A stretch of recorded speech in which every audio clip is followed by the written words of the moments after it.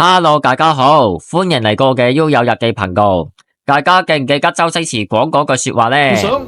做人如果冇夢想，同條鹹魚有咩分別呢？今日問嘅係，做人如果住酒店撞一隻鬼，又有咩分別呢？你哋有冇試過凌晨4點幾，一個人住5星級酒店，嗰件事開咗播緊雪花，最後個遙控器係失靈呢？件事係好似係咁轉台啦，好似有一個人打節目一樣。呢件事就係上個月4月，一個大陸嘅女仔住咗九龍一間唔知嘅5星級酒店。經歷呢件事呢，就唔係加一件，佢係一個連環嘅靈異事件。佢最後呢，夜黑黑走咗去大堂呢，就坐到6、7點鐘啦。而家同大家去揾真相，再同大家逐一分析。記得睇段片之前呢，就留到最後啊。咁點解佢係4.59分呢？呢一個數字係咪真係有玄機嘅呢？嗱，大家記得咧去訂閱我哋嘅頻道啦，同埋 share 同埋 like 啦。事不宜遲，而家馬上開始。事主係一名大陸嘅女網民，佢喺小紅書出奇一講呢件事。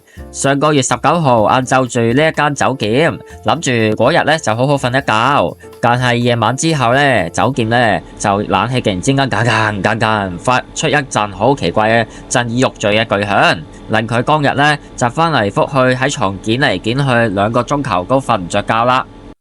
忍唔住佢咧夜晚打去前台求救啦，維修人員即刻上嚟，爬上個梯，搞開天花板，封口檢查，努力瞓覺，努力瞓覺。但係條友咧折騰咗大半晚啦，都係搞唔掂，係咪廢嘅咧佢？直頭啦，去到凌晨1點鐘，酒店先話，換房啦咁樣，呢話噩夢即刻完啦。諗住搞住間行李，happy 咁去換間房啦。但係誰不知大家估唔到嘅真正嘅恐怖，而家先至係開始。事主換咗計間房之後啦，以為咧有覺好瞓啦，咁佢就瞓到4.59啦。時間咧隔入咗4.59，間房入邊嘅電視機咧就好似鬼上身咁自動着咗啦。哇，嚇到喺張床都彈翻起身啦，然後揾遙控器，佢心諗可能係發夢啫。咁於是乎佢就假下自己塊面啦，又唔係，又可能係唔捉啫。於是乎佢咧就揾嗰個遙控器之後咧，原來個遙控器根本就喺個電視機下邊，咁冇可能係佢唔捉啦。於是乎佢就諗住熄翻個電視機就算數，跟住瞓咗張床又唔夠2分鐘，個熒幕又亮咗起啦，然後出現令人毛骨悚然嘅一個時嘅雪花畫面啦。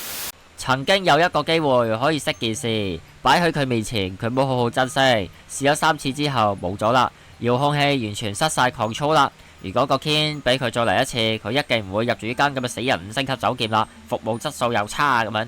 電視機咧就不受控制咁狂換台啦，佢咧就好坦然咁講啦，好似有一個人係唔俾佢瞓覺啦，不斷咧換佢想睇嘅節目啦，成間房咧就充斥住咧沙電視機嘅靜電聲音啦。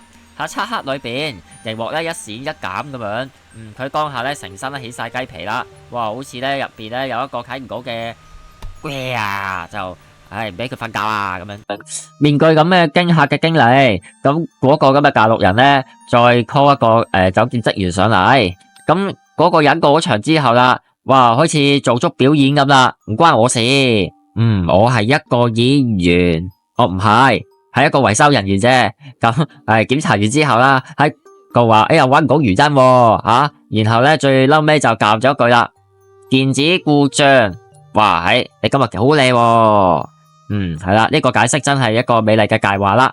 然後掹走咗個電視插口，再攞翻個遙控器電池，就講乜事都冇啦。呢啲就叫做咧就解決係出問題嘅人啦，個冇事啦。呢一個人係咪搞個太極嘅咧？係咪太極大師再做酒店咧？呢個只係同大家開個玩笑啫。咁入翻正題先啦。作為一個只一個住嘅女仔，咁事主坦言啦，咁1秒都唔想再留喺呢一間咁嘅死人房啦，下次都唔會住呢啲咁嘅死人酒店啦。無奈之下，唯有連夜收拾行李，落荒而逃去個酒店大廳，一個人就夜光光咁坐到天光啊。咁事後發文就話，哇，呢細女咧喺香港第一次有一個畢生難忘嘅經歷啦，真係都未驚過。好，而家同大家逐一分析。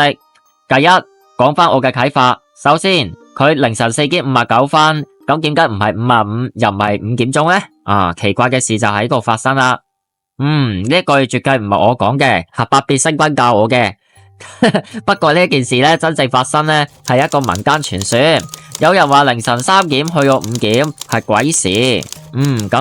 我上網查過鬼時咧，其實係陰陽最薄弱嘅時間，而咁啱啊，4點59就係鬼時結束嘅最後1分鐘。咁係咪有冇咁巧咧？咁點解又唔係5點咧？係4點59咧？嗱，咁坊間就話呢一段時間咧係最危險嘅。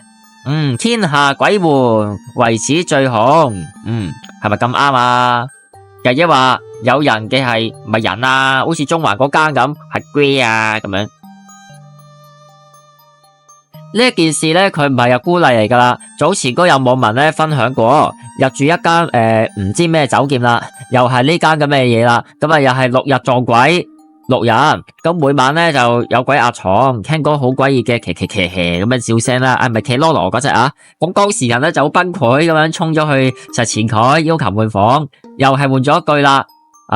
又好似唔知係咪電子鼓掌啦，總之係耍太極式嘅一種說話啦。咁唔知係咪有啲太極門出身嘅全部咁令佢咧，哇一剎那好心寒啊！下次都唔會住香港酒店啦。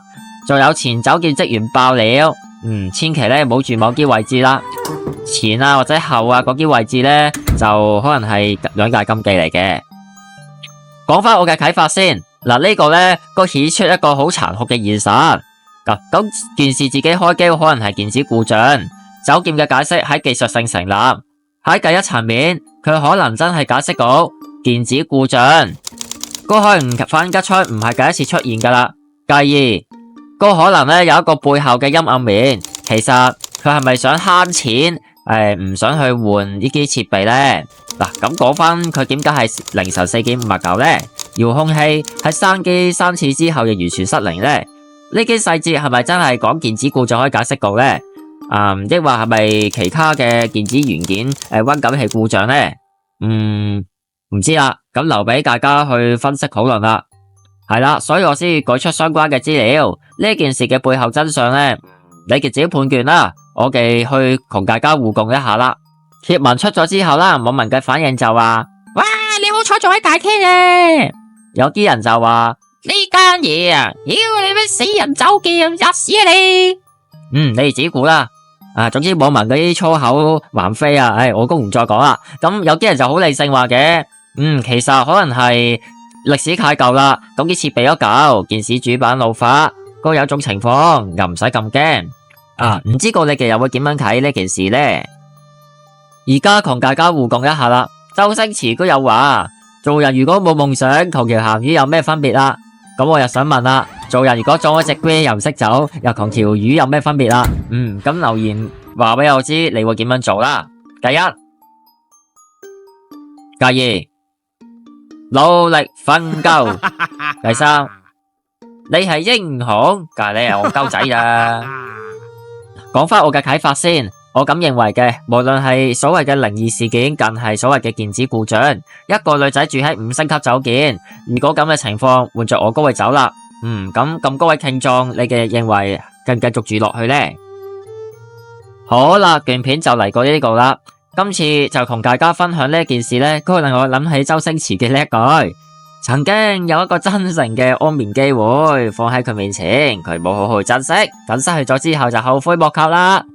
就算係5星級酒店，哇，可能幾百蚊、成千蚊一晚嘅，下下嘅5星級都1000蚊嘅，係啦。咁尤其是尖沙咀嗰啲黃金地段添，就算咁出名都唔一定係安全嘅，又或者可能歷史舊一滯，做唔切，即係保養呢。咁人世間最痛苦嘅事就係莫過於凌晨4點59瞓唔着啦。而酒店嗰句電子故障，大家心照啦。如果你哋覺得呢一段片幾得意，歡迎咧訂閱我哋嘅頻道啦。多謝大家嘅支持，仲有歡迎去留言區留言一下，同大家討論呢一件事。嗱，咁下一集我哋會繼續追查。拜拜。